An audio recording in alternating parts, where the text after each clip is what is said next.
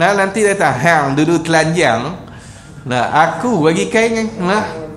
Tu pun jangan. Tak mau nak pangkah aku lah.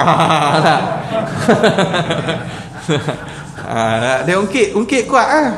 Nah.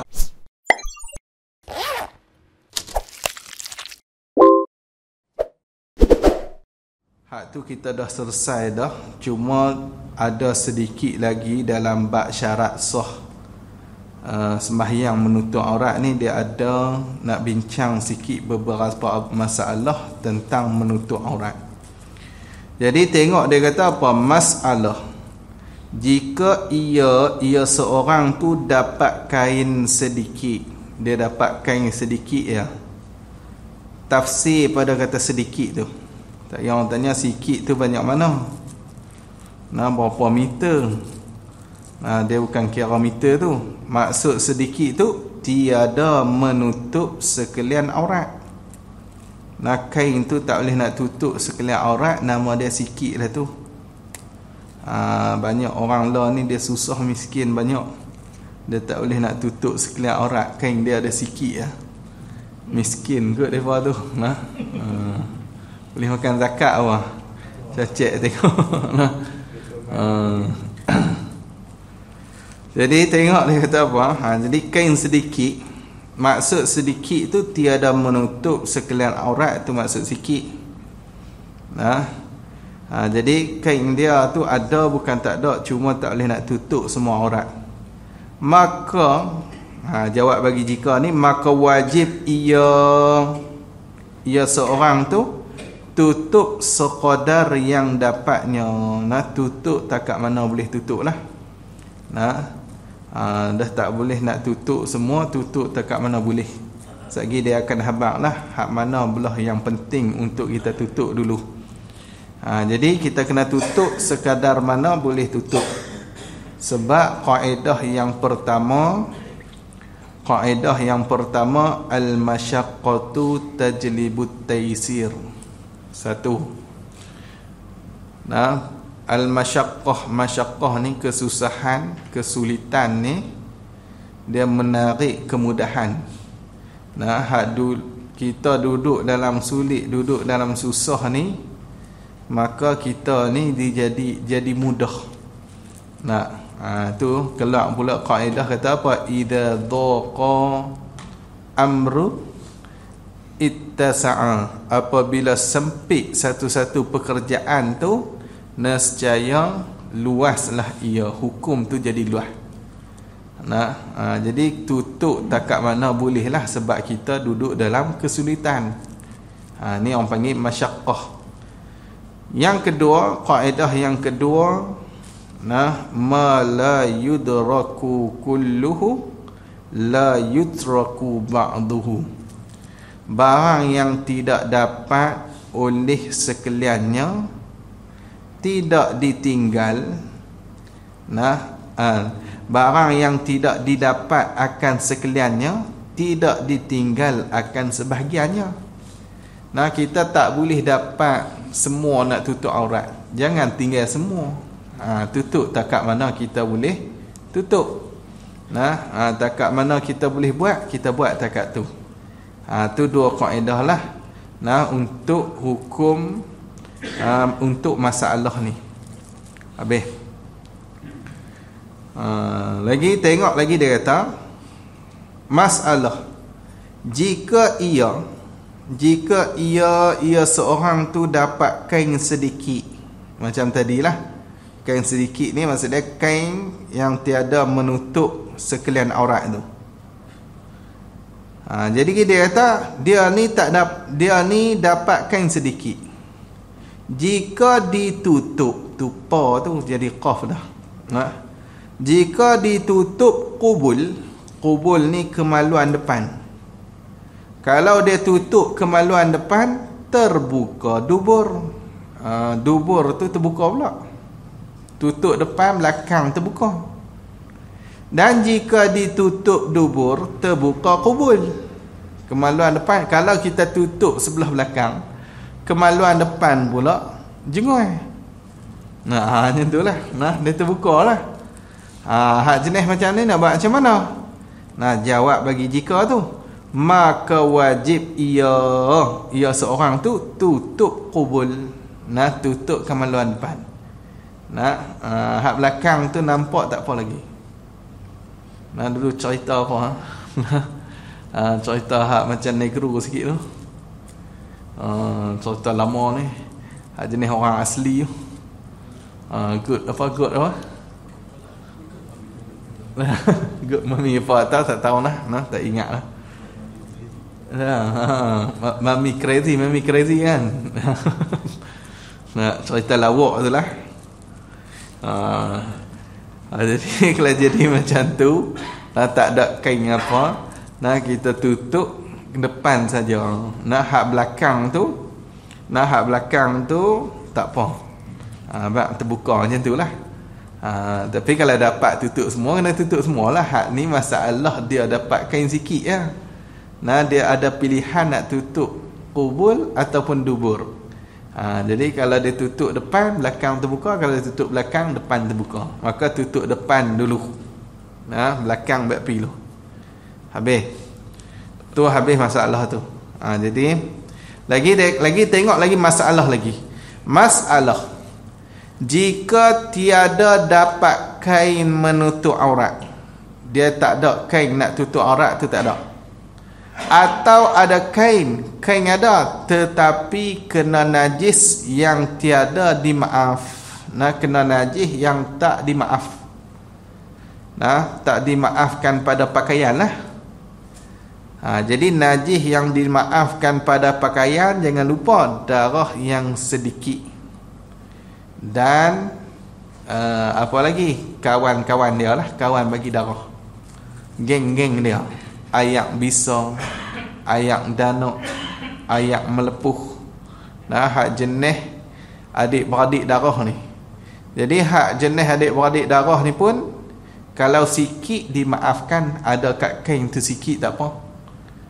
Tu najis yang dimaafkan pada pakaian. Darah yang sedikit. Sedikit tu besar mana? Nah, kata guru kami, sekadar 2 ekor nyamuk tu sikit lagi lah. Tapi kalau masuk 3 ekor nyamuk, hak tu besar. Macam tu lah. 2 ekor. Maksudnya kita tampak nyamuk. Keluar darah banyak lah. Teratur lah sikit lah. Kalau 2 ekor sikit lagi. Dia faham lah. Setengah tu guru dia tahu besar kuku. Besar kuku ni kira sikit lagi lah. Tapi kalau lebih pada kuku ni, maka hak tu kira banyak. Ni cerita dia ada najis yang tak dimaaf. Bukan masalah darah ni, ada kat situ. Ni najis yang tak dimaaf. Taik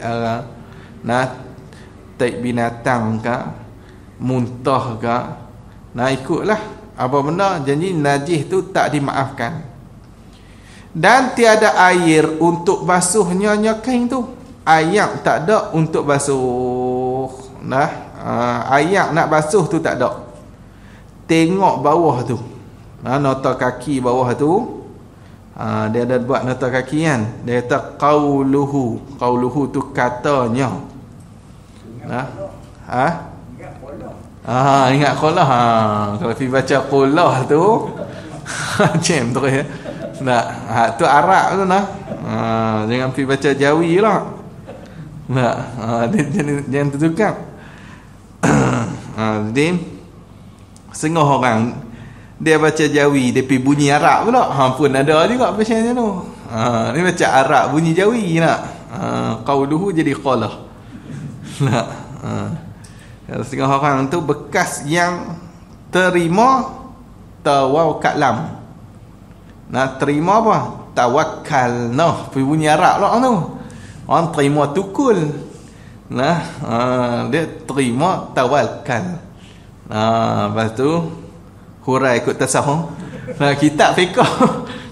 Dia cerita tawakal ikut tasawuf.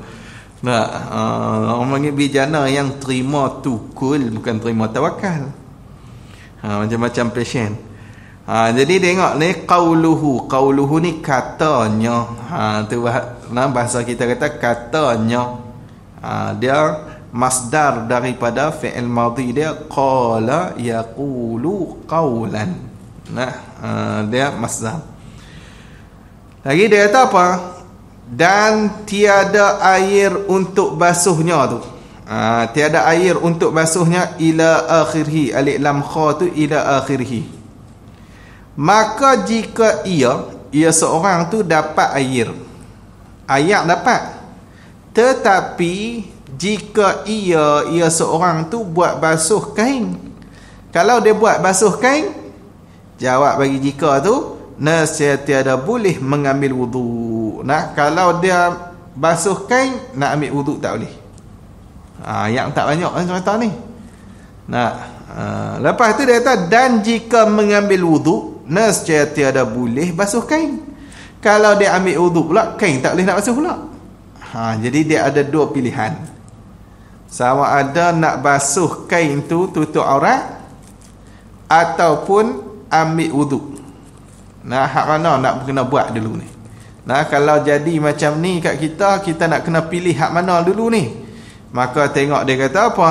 Maka wajib. Nah, wajib ia seorang tu basuh kain. Wajib dia kena basuh kain. Maksud dia tak boleh ambil wudu. Nah, kain tu dia kena basuh. Sebab satu, masalah najis ni dia berat lagi daripada masalah wudu. Nah, kemudian ia seorang tu tayammum. Nah, dah hayak tak ada, habis basuh kain dah, tayammum lah. Nah, jadi tayammum macam kita mengaji itulah. Maksudnya kita menyampaikan debu tanah kepada muka dan juga dua tangan. Nah, tangan daripada hujung jari sampai ke siku lah. Tu tayammum, jangan lupa. Dan demikian juga, semacam tu juga, jika ia seorang tu ada wang, ada duit. Jika ia seorang tu beli kain, tiada dapat beli air mengambil wudu. Kalau beli kain tak boleh dia tak boleh ayak untuk ambil wudu. Dan jika ia seorang tu beli air, tiada dapat beli kain menutup aurat. Kalau dia beli ayak, kain tak boleh beli. Kalau dia beli kain, ayak tak boleh beli. Hak ni nak pilih hak mana ni? Nak beli kain kan nak beli ayak? Maka dia kata apa? Maka wajib ia seorang tu beli kain menutup aurat. Dia kena pilih hak tu. Wajib beli kain untuk tutup aurat. Kemudian ia seorang tu tayammum. Lepas tu barulah dia tayammum. Nah, habis hang tu. Intaha muallif. Pengarang jugalah. Tu kalau kita ni ada pilihan tu macam tu lah.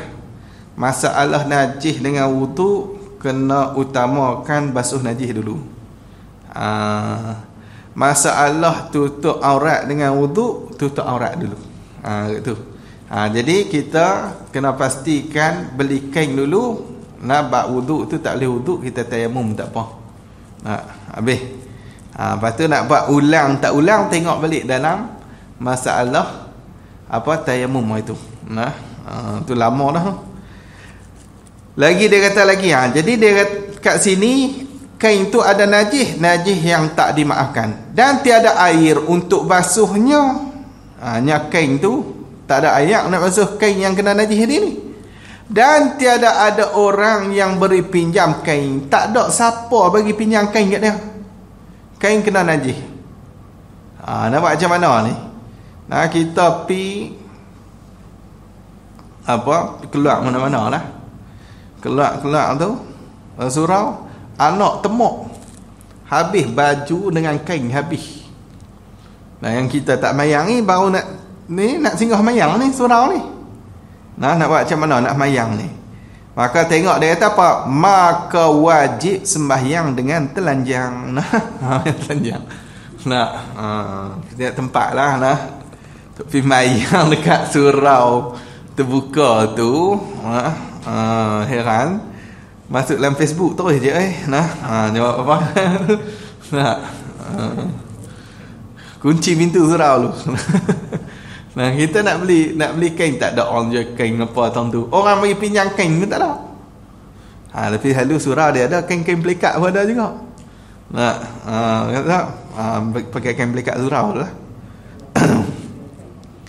Habis. Jadi kalau ikut tu, kalau dia tak ada kain langsung dah, kain tu pula kena najis, kena semayang telanjang. Tak boleh semayang dengan kain yang ada najis. Maksud dia masalah najis dengan menutup aurat berat masalah najis lagi. Waktu syarak dia suruh utamakan najis tu bagi tak ada. Suci daripada najis lagi. Utamakan suci daripada najis daripada menutup aurat tu. Jadi wajib dia kena sembahyang telanjang, dan tiada wajib ulang yang disembahyang dengan telanjang pada segala masalah yang tersebut itu. Jadi tak wajib ulang dah. Bila ada sembahyang yang telanjang tu tak wajib ulang dah. Tu pun kena tengok jugalah. Ni masalah ayak pun tak ada. Kayak kita ada ayak apa semua, basuhlah. Dah ada ayak, basuhlah. Ni cerita ayak pun tak ada. Lepas tu orang nak bagi pinjam kain pun tak ada. Kita buat tayamum tu, londeh tu mayang terus lah. Buat rukun saja cepat. Sunat tu tinggal. Ikut kita lah. Habis hang tu. Dia mayang jemaah boleh. Mayang jemaah telanjang. Cuma dia tak boleh hak semayang siang, tak boleh. Dia mayang malam, mayang dalam kelam, lepas tu duduk sebaris. Duduk sebaris. Dia tak boleh duduk buat dua sah, tak boleh. Kalau tak lepas dah satu sah tu, tunggu dululah gen telanjang tu dalam. Gen telanjang tunggu tak, gen telanjang ni dalam duduk mayang. Kalau tak imam duduk depan, makmum tak mayang. Tu dia kena duduk sekali. Duduk sekali semua. Habis hang tu. Lagi dia kata lagi masalah, tiada wajib terima hebah. Hebah ni bagilah, bahasa kita kata bagi tanpa letak syarat apa-apa, bagi saja. Bagi kalau minta balas balik, hak tu jual beli. Hak tu makna jual beli. Dia bagi tapi dia letak syarat nak suruh kawan tu balas bagi balik.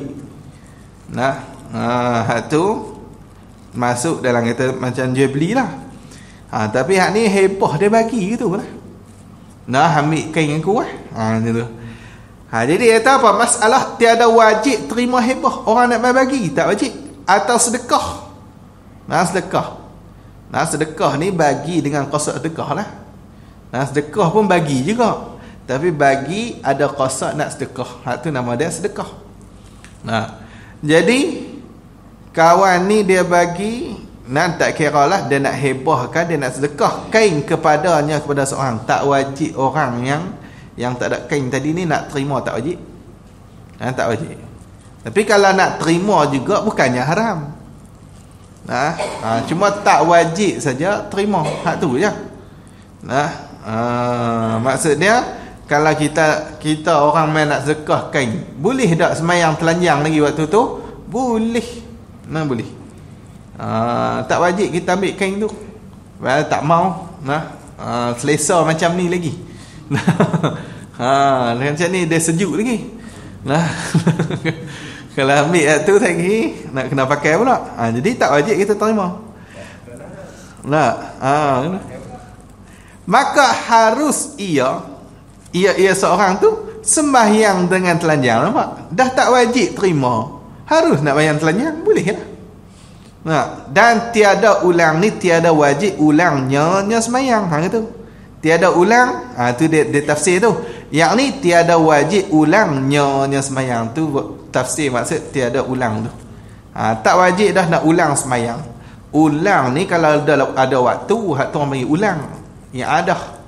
Tapi kalaulah waktu tu dah habis, lepas tu kita nak buat sembahyang tu, hak tu nama dia qadha.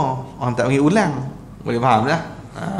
Tapi kalau ada waktu lagi, macam lah ni ada lagi maghrib. Tadi mayang maghrib dah, lepas tu nak kena ulang lain. Nak ulang dalam waktu. Tapi kalau dah masuk Aisyah ni, tu tak nama ulang, dia kena qada. Tu beza tahun tu lah.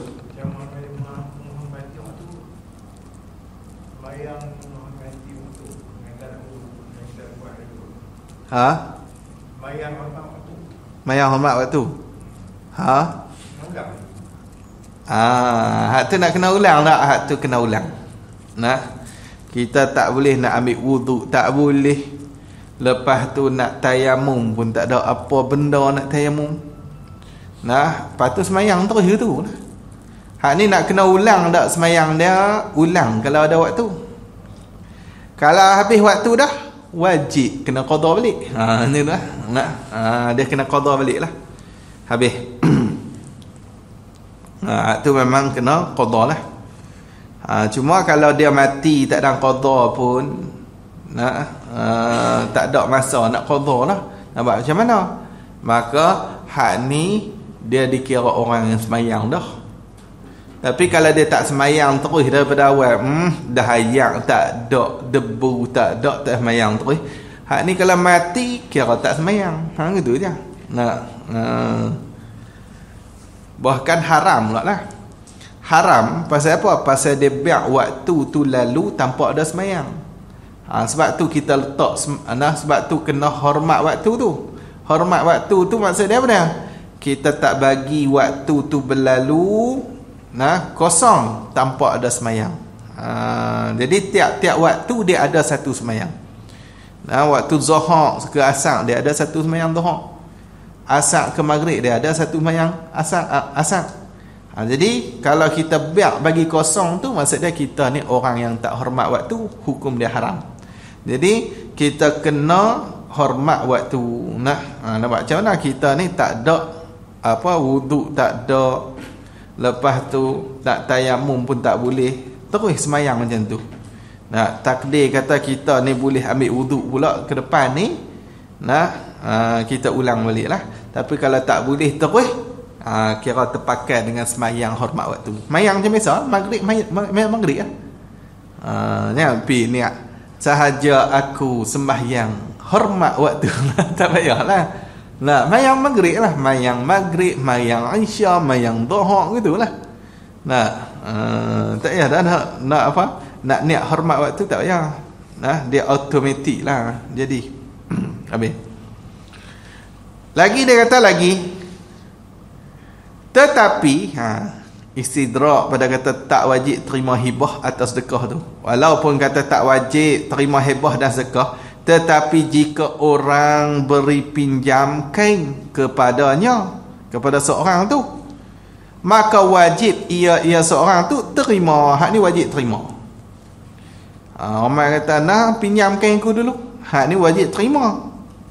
Bila kata wajib terima, tafriq dia, maka tiada harus, haram lah, haram dan tiada sah ia seorang tu sembahyang dengan telanjang tak kala ada orang beri pinjam kain kepadanya, kepada seorang tu. Bila orang mai bagi pinjam kain ke kita, haram balik kita sembahyang telanjang.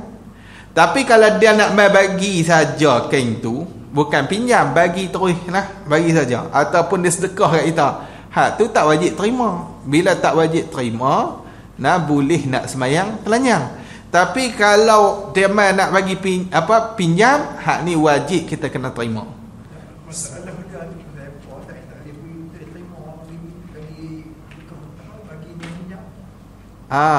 Dia bukan tak boleh terus, dia tak wajib saja.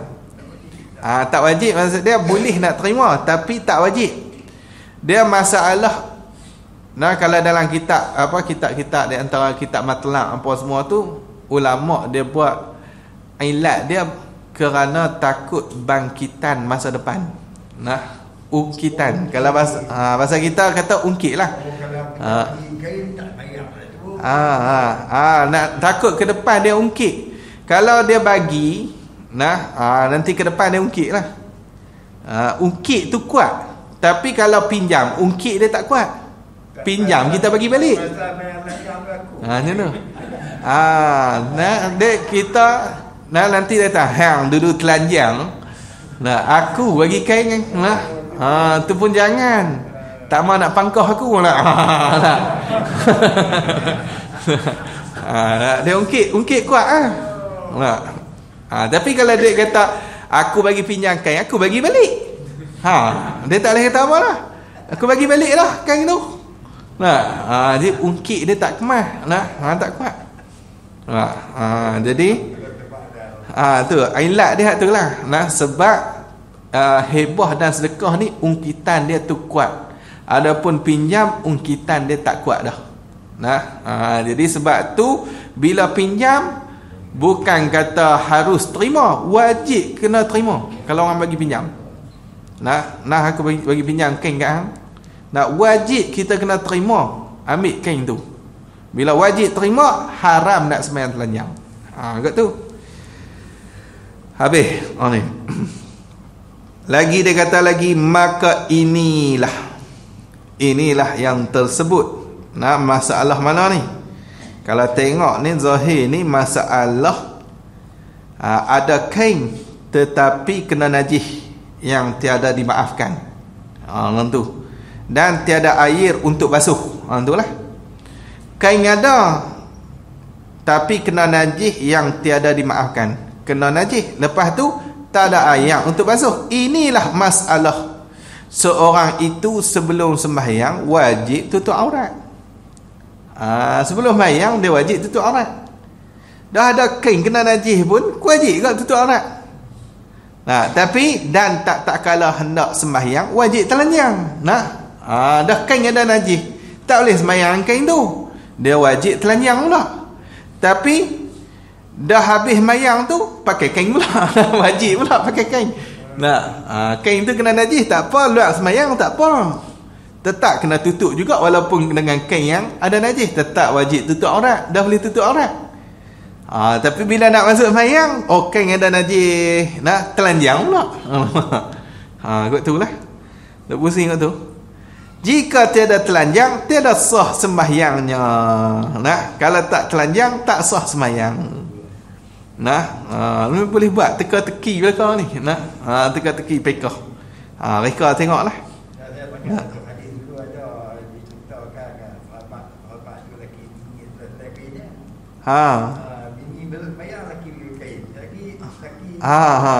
Ada memang ada. Depa tukar lah. Balik tu lelaki bagi kain kat bini pula pimayang gitulah. Ada. Dia susah tu nak abang, susah sungguh zaman sahabat dulu lah. Kita boleh fikir tengoklah. Satu kainnya share lelaki bini. Ma bini lah. Tak tahu lah. Satu kain gitu. Habis. Lagi dia tahu, dan apabila sudah sembahyang, wajib pakai kain. Dan apabila hendak sembahyang pula, wajib telanjang pula. Habis sembahyang pakai kain. Orang azan pula asal, telanjang pula. Macam mana? Habis yang tu. Jarang-jarang ni. Ni boleh buat teka-teki lah. Tak sembahyang wajib tutup aurat. Bila sembahyang wajib buka aurat. Kena ni. Masalah kot mana tu. Kena jawab lah. Untuk teka-teki pekah lah. Habis tu. Kalau tengok apa, kalau dalam kitab fiqh tu panggil apa, lagaz. Kalau tak silap lah, lagaz ni teka-teki lah.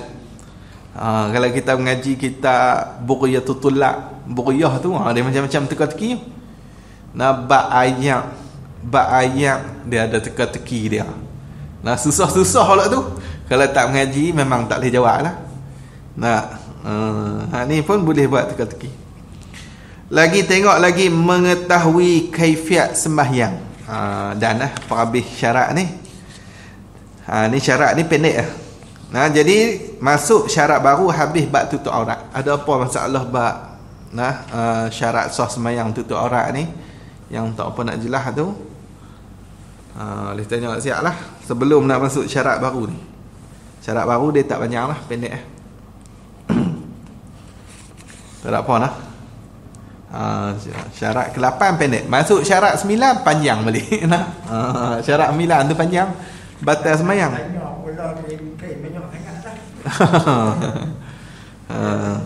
Lah tak ada lah masalah ni kan. Nak apa? Kalau jadilah, kalau jadi macam ni masalah hukum dia hak tu je. Ulama fikir siap dah. Benda tak jadi lagi tapi hukum keluar mai siap dah. Kalau jadi hak ni, lah ni tak jadi lagi. Lagi tengok lagi bermula syarat yang ke-8-nya. Ke-8 daripada 9 syarat sah sembahyang tu. Tu dia faham daripada 9 syarat bagi sah sembahyang itu mana? Ketahui ia seorang tu akan kaifiat sembahyang. Dia tahu cara sembahyang, kaifiat cara. Rukun, syarat sah, sunat. Dia tahu belakang. Hak ni rukun, hak ni sunat. Hak ni syarat bagi sah rukun ni. Dia tahu. Jadi dia kena mengetahui, dia kena ketahui ia akan kaifiat sembahyang. Ni bab ketahui ni penting. Nak buat satu-satu ibadah tu, dituntut kita ni supaya tahu dulu benda yang kita nak buat tu penting. Bab tu duk tekan kena mengaji tu. Tambah-tambah bab ni bab sembahyang. Hari-hari kita buat, sehari 5 kali kita buat. Kalau kita tak jelas lagi masalah sembahyang ni, tak tahu kita tu buat betul ke tak betul, tak tahu. Jadi kena main mengaji. Kalau kita nak buat alasan kita ni kita ni jauh daripada orang alim, payah juga sebab orang duk mengajar. Kata-kata tempat duk mengajar. Surau ni ada, tak mau pergi surau ni kena pergi surau satu lagi pun ada. Cuma masjid lah, masjid dia Wahabi lah. Nampak macam mana? Hak tu boleh buat alasan lah sikit lah. Tapi surau ada pula. Tak lepas pergi juga.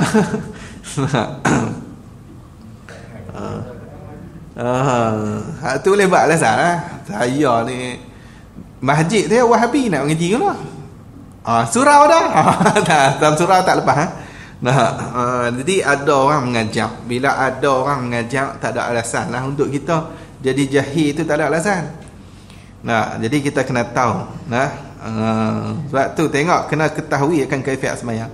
Tambah-tambah hak ni fardhu ain. Kalau dalam kitab Muhimmah awal-awal, dalam kitab Muhimmah tu kan dia kata derhaka orang perempuan ni bila keluar daripada rumah tanpa izin suami, tak minta izin kat suami, tu haram dosa besar, kira masuk dalam kata derhaka. Tetapi kalau masalah dia pergi mengaji fardhu ain, mengaji ilmu fardhu ain, hak ni tak jatuh derhaka apa pun, haram benar, bahkan wajib perempuan tu kena pergi. Tapi bersyaratlah, syarat laki dia tu tak alim. Tapi kalau laki tu alim, maksud dia alim ni, dia tahulah ilmu fardhu ain ni, laki reti ilmu fardhu ain dan reti nak mengajar fardhu ain, maka hak tu dia kena belajar kat tok laki dia. Nampak? Nak apa kata sampai tahap tu lah syarak ni nak tekan suruh mai mengaji juga. Sampai letak tak derhaka terus, kalau minta izin pun tak apa. Tak minta izin pun kat tok laki tu, tapi pergi mengaji fardhu ain, maka hak ni tak haram. Jangan mengaji hak lain lah. Kalau mengaji hak lain pada fardhu ain tak boleh lah. Ngaji hadis tak boleh. Kalau mokok dia sakit boleh teori, kalau lelaki tak pergi orang. Sampai tak tu. Tapi bab ilmu fardhu ain boleh pula. Suami tak izin pun tak apa. Bahkan tak jatuh derhaka apa pun. Bahkan haram suami pula tak izin isteri dia pergi mengaji fardhu ain. Tapi kalau masjid tu ataupun tempat tu ngajak ngajak hadis, hak tu bukan fardhu ain. Kalau hak jenis macam tu haram. Haram isteri keluar tak minta izin kat suami. Kalau suami kata tak payah pergi mengaji lah hadis tu, suami jenis tak ada timbang rasa, pergilah, kan kira timbang rasa tak timbang rasa. Tapi suami tak bagi, benda tu fardu kifayah bukan fardhu ain, maka haram pergi mengaji. Tapi kalau ni ada ajak bab semayang ni, ada ajak tauhid ni, sifat 20 ni, Ada ajak bab tasawuf yang fardu ain ni. Nah, suami tak boleh nak larang. Nah, tak boleh larang. Kecuali kalau suami tu alim lah. Hamam ngaji kat aku dah lah. Aku pun arti tengok macam kita tu. Nah, tu tak payah. Kena ngaji kat suami. Nah, siapa suruh nikah dengan orang alim. Nah. Habis yang tu. Ada orang dia kat bini tak layak, mana dia ajak. Ada. Ngaji ikut tu. Gitulah. Dia nak mudah dia, heret bawa pergi mengaji ni. Gitu senang lah. Nak heret lama-lama boleh lah. Habis hang tu. Tengok dia apa? Iaitu ketahui akan kaifiat cara semayang ni mana? Bahawa mengetahui ia seorang ni akan segala rukunnya rukun semayang, dan segala syarat bagi semayang tu, syarat sah semayang kena tahu. Hak mana rukun, hak mana syarat kena tahu. Nah, dengan ni taswir pada kata mengetahui tu. Nah, gambaran pada kata mengetahui itu dengan dibezakan antara fardu dan sunat semayang. Nah, dia kena ada beza. Hak ni fardu, hak ni sunat. Waktu takbir, Allahu Akbar, hak mana rukun, hak mana sunat. Nah, hak rukun tu sebut Allahu Akbar tu aja. Hak angkat tangan tu sunat. Letak tangan ni pun sunat. Nah, kalau orang letak tepi ni kan, nah letak belah belakang kan, nah, ataupun dia letak gutu kan, ni pelik sikit lah. Nah, tapi nak abang kata hak tu tak hasil pada sunat sajalah. Nah, kalau hak jenis tu tapi tak pernah nampak lah ni. Hak jenis tu ni.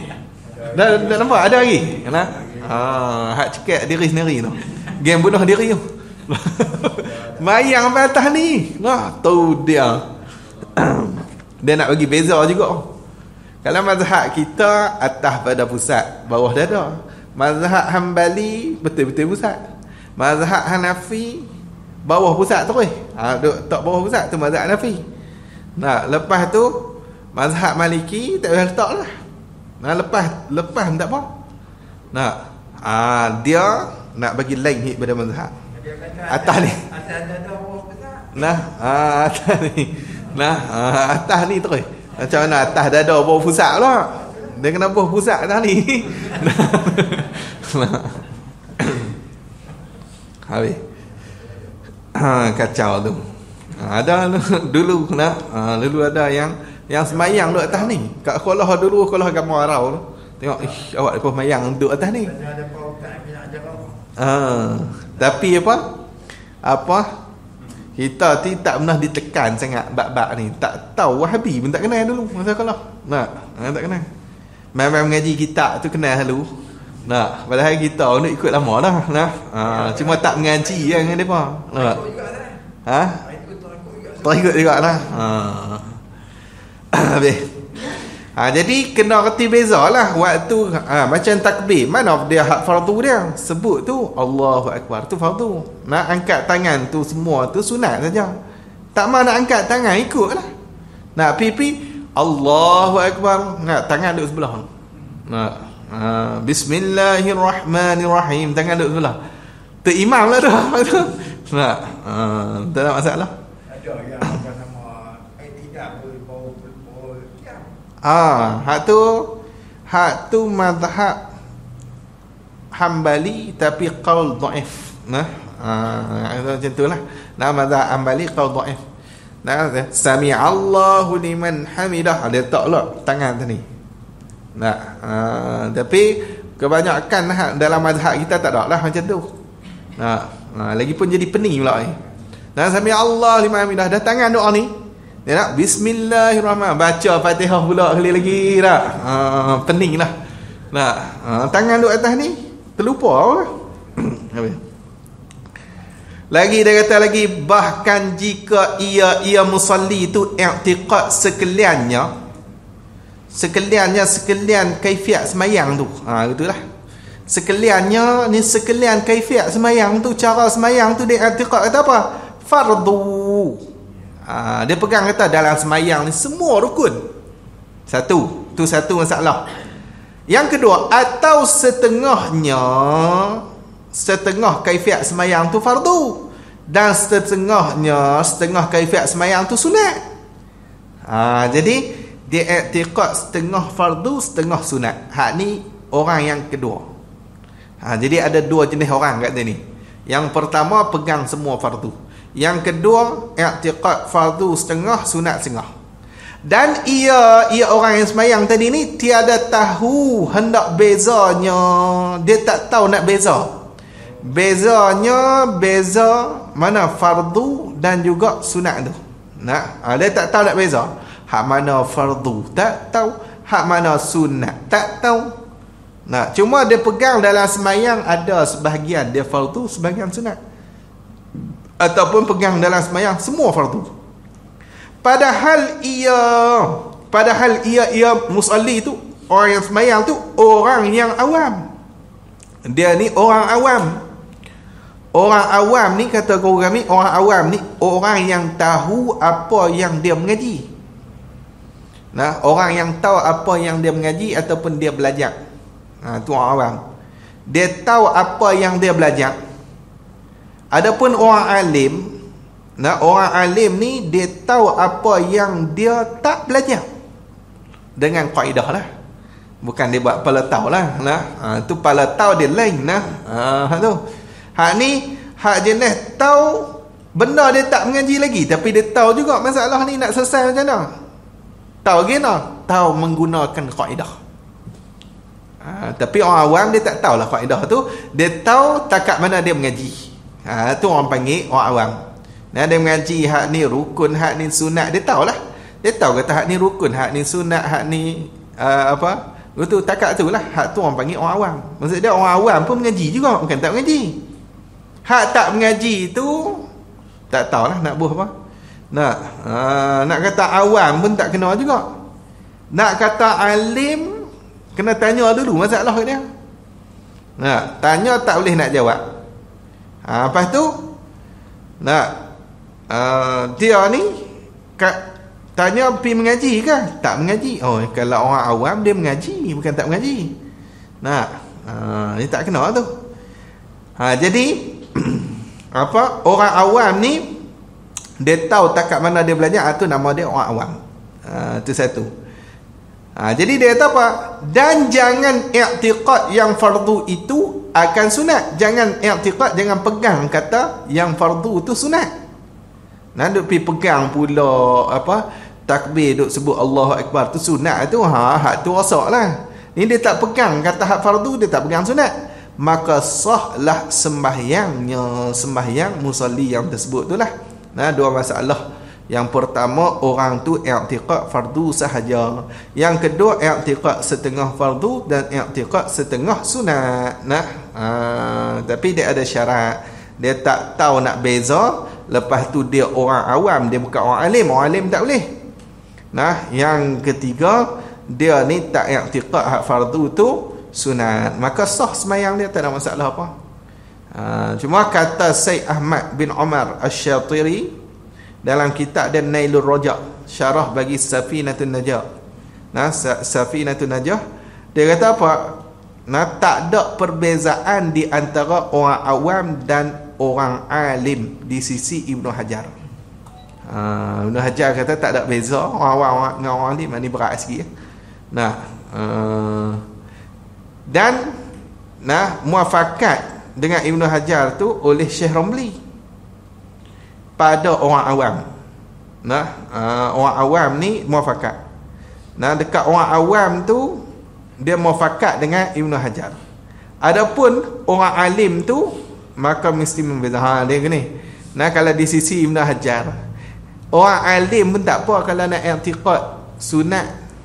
Sunat separuh, lepas tu fardu separuh, ataupun dia i'tiqad semua fardu, tak apa, orang alim tak apa. Kalau hak tu ikut Ibnu Hajar. Ibnu Hajar kata tak ada masalah, orang alim pun boleh, orang awam pun boleh. Tapi Syekh Ramli dia muafakat dekat orang awam. Orang awam saja yang boleh i'tiqad macam tu. Pegang separuh fardu, separuh sunat, pegang semua fardu, hak tu orang awam saja. Adapun orang alim dia kena reti membeza hak mana fardu, hak mana sunat. Tu beza di antara. Kat sini ni kalau ikut pendapat Syekh Ramli. Syekh Ramli. Lepas tu dia kata apa? Lagi dia kata, adapun jika ia musalli itu tahu dalam sembahyang itu ada yang fardu dan ada yang sunat, tetapi sengaja ia musalli itu, orang sembahyang tu i'tiqad sekalian itu fardu. Dia tahu kata ada fardu, ada sunat, tapi saja dia i'tiqad kata semua fardu, maka iaitu salah besar, iaitu ia tahu apa semua ni, hak tu iaitu i'tiqad tu. I'tiqad sekalian itu fardu tu. Dalam keadaan dia tahu tu, iaitu salah besar. Berdosa atas musalli tu, orang seorang yang sembahyang tu. Sebab apa berdosa? Kerana mengubah hukum syarak. Sebab ubah hukum. Hak tu tak boleh. Sebab tu hak ni dia ikut pendapat Syekh Ramli. Syekh Ramli. Hak ni yang nampak kemas kan. Betul lah, dia kira ubah hukum. Dah benda tahu pasal apa nak piduk pegang semua fardu pula. Bukan tak tahu kata ada fardu ada sunat. Jadi dia tak boleh i'tiqad semua fardu lah, dah tahu kata ada hak sunat juga. Lepas tu dia kata, adapun jika ia musalli tu i'tiqad yang fardu itu di i'tiqad sunat, seperti baca basmalah, baca bismillahirrahmanirrahim ni, sebelum baca alhamdulillah, sebelum baca al-fatihah lah.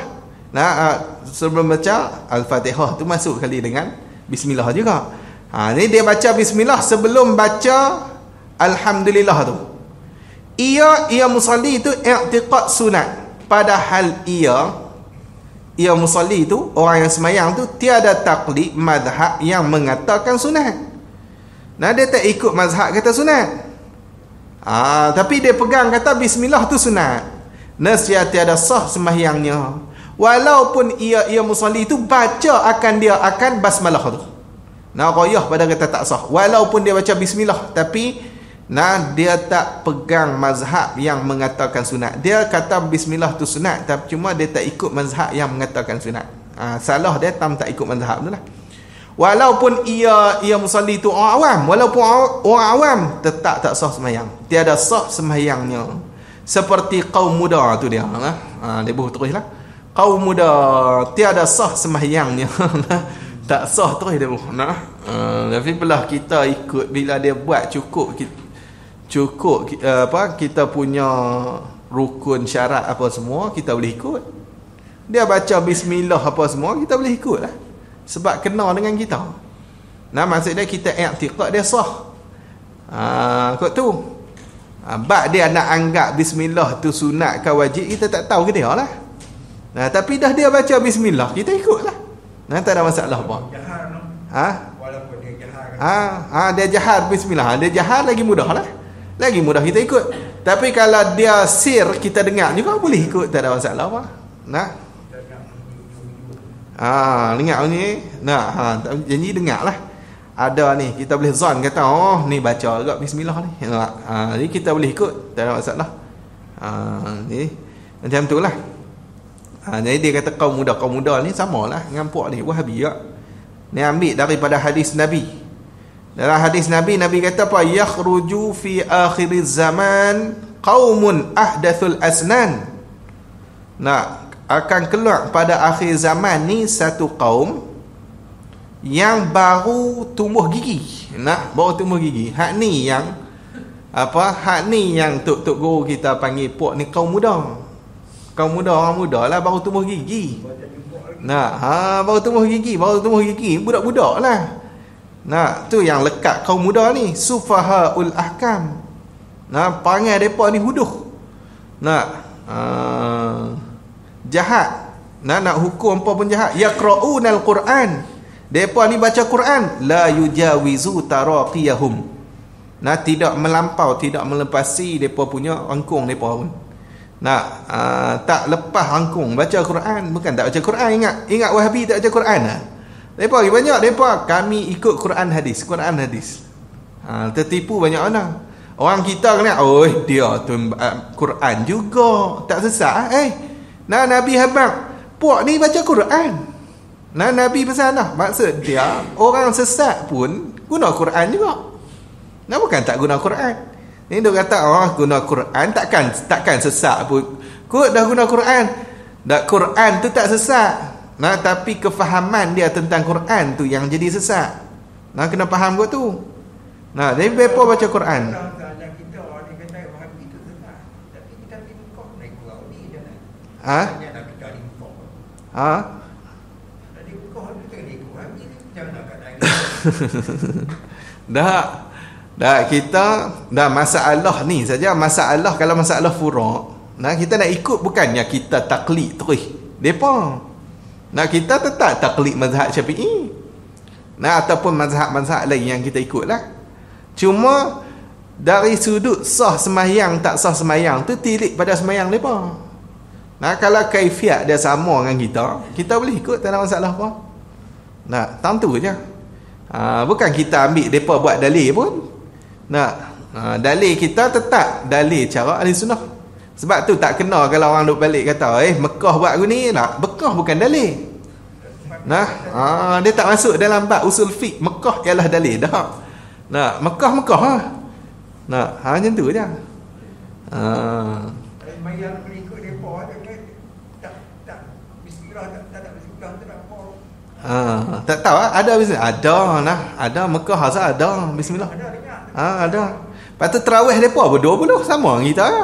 Hak Wahabi sini yang lain sikit sebab Wahabi sini dia nak lawan dengan kita.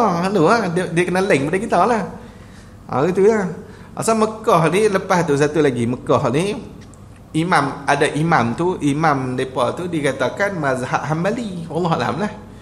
Dengar macam tu lah. Cuma depa macam ni lah, pemimpin depa tu telak hak tu Wahabi lah. Ulul amri lah. Hak tu buah depa lah. Buah penghabis tak ada hujah. Ulul amri. Kita tengok dulu lah, nak ikut ulul amri pun bukan ikut ulul amri secara mutlak. Yang boleh ikut secara mutlak ni Allah dan Rasul je. Maksudnya Allah dengan Rasul kalau suruh apa hak tu kena buat. Tu ikut lah. Kena ikut semua lah. Ada. Kan ikut sebagian-sebagian. Kawan tu fikir negeri lah. Jadi kita kena tengok bukan semua kita boleh ikut. Jadi lepas tu Nabi kata apa? Yaquluna min qaulin khabaril bariyah. Depa ni bercakap daripada perkataan yang sebaik-baik. Perkataan yang baiklah. Kami ikut Quran hadis.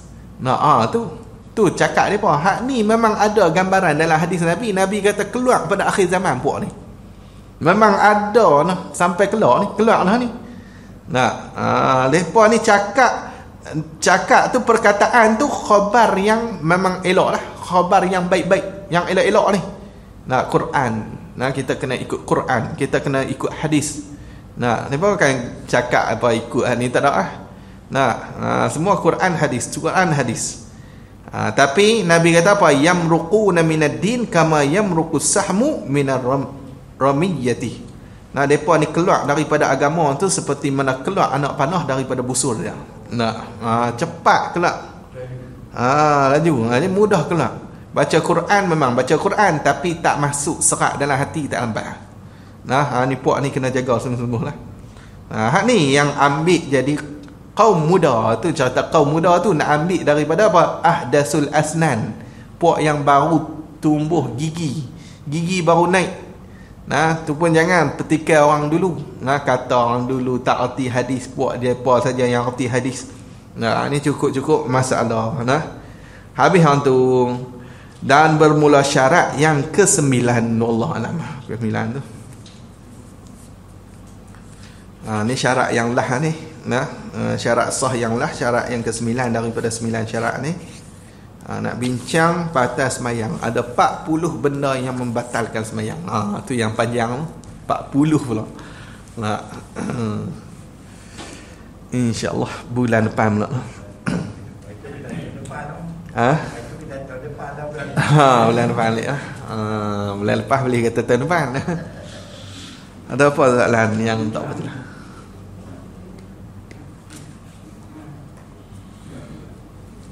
Satu lah.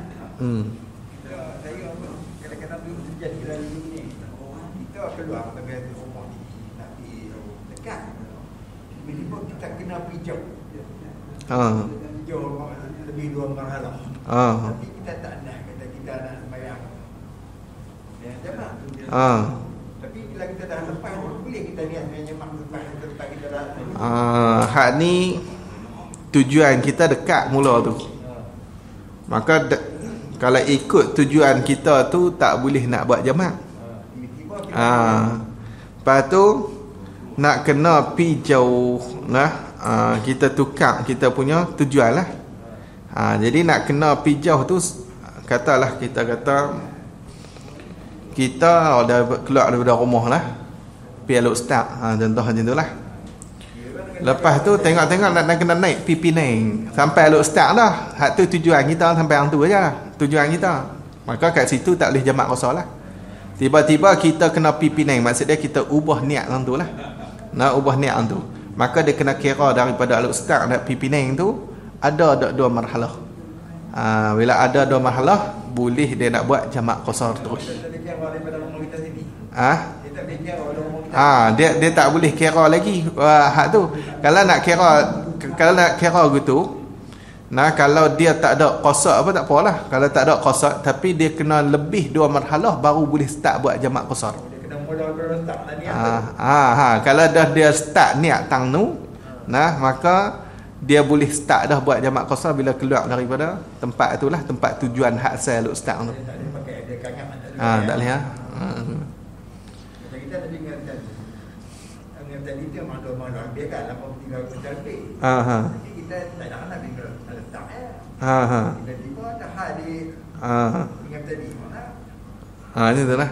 Jadi kalau gitu, dia kena ambil masalah orang yang tak ada tujuan lah. Maksud dia kena naik 2 marhalah dulu baru dia boleh start buat jamak. Tapi kalau dia nak tukar qasar tu, kena kira daripada tempat dia tukar qasar tu. Gitu. Kena kira tu tak boleh jamak lah beda kalau walaupun dia letak dengan tadi. Kalau dia kena naik, dia kena naik 2 marhalah lebih. Kalau dia nak kira daripada kanyak ni, maksud dia kena naik, maksud dia lepas pada gurun ke? Asal lepas 2 marhalah, ada 2 marhalah lepas pada gurun sikit, 2 marhalah. Waktu tu baru dia boleh start buat jamak. Kira daripada kanyak ke situ. Baru boleh start. Tapi kalau masalah bila dia nak tukar qasar, dia nak boleh buat waktu mana tu jamak tu. Dia nak boleh buat waktu mana jamak tu.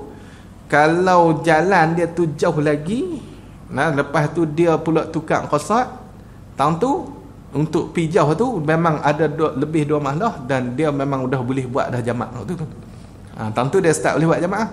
Tapi masalah lah ni, kalau dia tukar qasar pun tak sampai 2 marhalah, hak ni dia kena bagi dapat 2 marhalah lah. Ambil pula, dia kena ambil masalah orang yang tak ada halah tuju ni. Bila dia naik 2 marhalah tu, dia dah boleh buat jamak qasar dah. Boleh buat jamak qasar. Bukan tak boleh terus. Nak kira nak boleh buat awal ke tak boleh. Kot tu je. Asal awal tu tak boleh lah.